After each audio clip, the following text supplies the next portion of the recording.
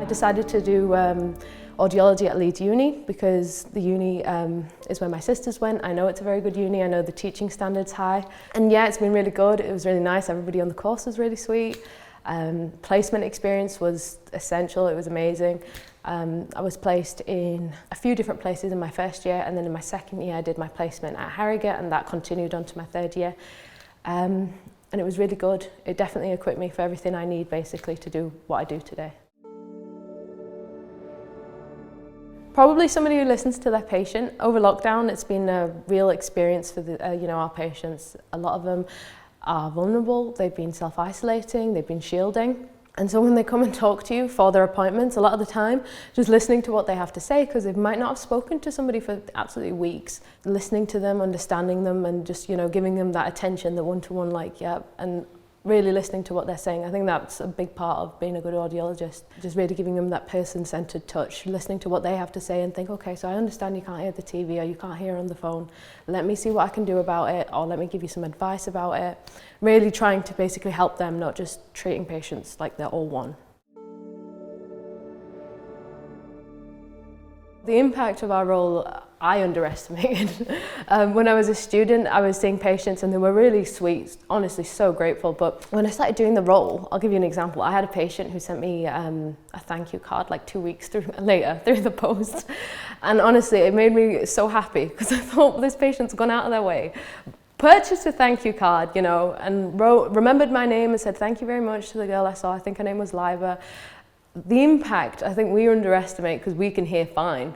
But for them, individuals who might be living on their own, who can't hear their partner, the impact's profound.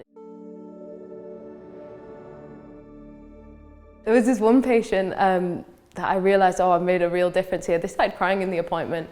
They were like, I can't tell you how isolated I've been feeling. My grandkids talk to me and I can't hear them. And they just say, oh, grandma, never mind. And it's not a good feeling for them. So obviously if somebody's crying in your appointment because they're so happy they can hear again, you really realise, you're like, okay, I've really done something good for them here, which honestly, best feeling ever. You just continue your day so happy. Loads of patients see me chirpily doing my job, and they're like, oh, so do you enjoy your job? And I'm like, yes, I enjoy my job. And it's really sweet of them. Then they talk to me about it and they're like, so how long did you train? And I'm like, I trained for 3 years, and I give them the backstory. And yeah, I'm really glad I did this job. Counselling is an important part of the job, yes. A lot of patients suffer with things like tinnitus or, just even if they're on their own and they just need someone to talk to. Sometimes patients aren't comfortable wearing the hearing aid. They don't want it to be seen. They might find it embarrassing to begin with. Talking to them, being like, okay, well, what makes you think that? And really, understanding how they feel. Try and relate to how they're feeling. Sometimes patients don't even go ahead with the hearing aid, but they want a bit of counselling and talking to, and yeah, that someone understands. Give them advice about the way that they can listen. Give them advice about the way that they can try and help their tinnitus, stuff like that. So yeah, counselling does play a big part. If you're somebody who really enjoys patient contact, you enjoy talking to patients, listening to them, stuff like that, I would recommend you look more into the role. Maybe get some work experience, maybe go to get some voluntary work in a care home or something, and understand that it's a bit beyond the hearing aids. It's also, talking to patients, making their day. They make your day. So yeah, stuff like that. Just research the role a bit more than what's online. So my sisters both studied here, so I was already aware since I was a kid that the teaching standard's high. Them two loved Leeds, so I used to even come to the campus when I was a kid. And then when I researched audiology and saw that Leeds University offered it, Manchester University and everything like that, Leeds was definitely my first choice. I know the teaching standard's high. I know that the placement is a big element and they give a lot of attention to that. The way that the placement was kind of broke up into several years. There's some universities that used to do it as a block. I preferred, going in my first year, second year, third year, learning whilst also doing the theory of it and everything, alongside it rather than doing it in a block.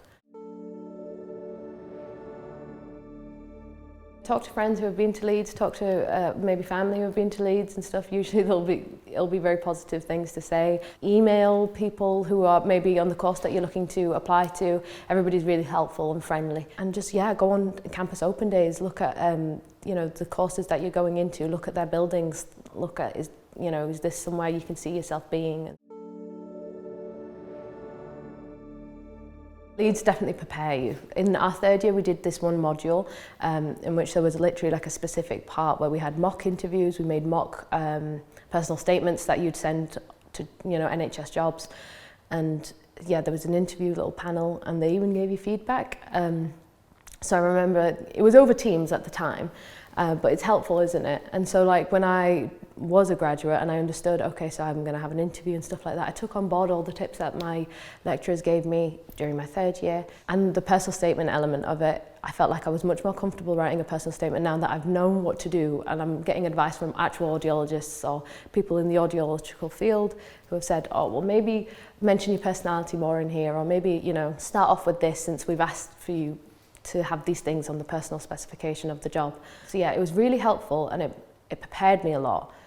So it wasn't easy, but I was also prepared. The lecturers really supported me. They gave me really nice reference. Any advice, or just generally even for references, it's really helpful, the fact that they know you and they can say to your employer, look, this person is a good person and they try hard and stuff like that. Clinical exposure started straight from first year, which is one of the things I appreciated, rather than having it towards the end. We started seeing patients right from December of my first year. That was my first ever placement in Doncaster. And then again in our second semester we started seeing patients again, but in a different hospital. So it wasn't just seeing patients, it was seeing patients at different trusts, seeing how different trusts do the role, how they might differ, different hearing aids, different patients, stuff like that. So in my first year I was in 3 different trusts, and clinical exposure started early on, which I appreciated because I'm very hands-on. Probably to build confidence. In your first year you're not going to be that helpful in the actual appointment because you're just learning, you're starting off. You need to build that confidence with the patients, calling them from the waiting room and asking them how their day's been and stuff like that. Just so it's really important, throwing yourself in the deep end after you've done all the learning can be quite daunting. So learning from first year, even though I'm not going to do all the clinical tests, I can talk to the patient, build my confidence with them, build a rapport with them, understand this is how patient communication works. So we went inside, got the tour from our manager, met all the staff who were really lovely. All the staff are really nice. That's obviously a big help, isn't it? Because you feel less like a student, more like their colleague, talking to you about what they're doing during an appointment and stuff like that. And I can remember the nerves really settling during my first day. And it was also really nice to actually see different appointments. So before I started the degree, I'd only seen an audiologist in action when I was with my dad and his one appointment. So I hadn't gotten any experience with an audiologist. I know some students were lucky enough to do that, but I didn't have any experience. So then on my first day, it was really cool seeing all the different appointments. I was like, oh, they do this and oh, they do that as well. So it was nice seeing the different appointment styles and stuff because I wasn't aware of them. Again, online, it doesn't give you all the information about everything you do. So it was eye-opening as well. So we have audiological labs that we used to go and practice in. This is where our OSCEs and things used to happen, like our clinical exams. Before the clinical exams, we used to have practice sessions in which we'd come in small groups and we'd talk to the lecturer. If there was anything that we needed asking, we would ask it then. So they really prepared you for the OSCEs. They also gave you a lot of placement experience. Placement educators were able to feed back anything that could have been going wrong or could have been going right to our educators at university. So they really do prepare you. I remember in my second year at Harrogate, it was like my second week and my clinical educator wrote this really nice letter about me to uni saying, Lyba's a pleasure and stuff like that, and it felt really good. The uni contacted me and said good job and stuff, so they really do prepare you and they all communicate and they all know if you're struggling or if you're doing well, they'll acknowledge it, and it's really good. It's probably the amount of patient experience you get, plus the fact that your lecturers really do help you in anything you're struggling with. The support on this course is really good.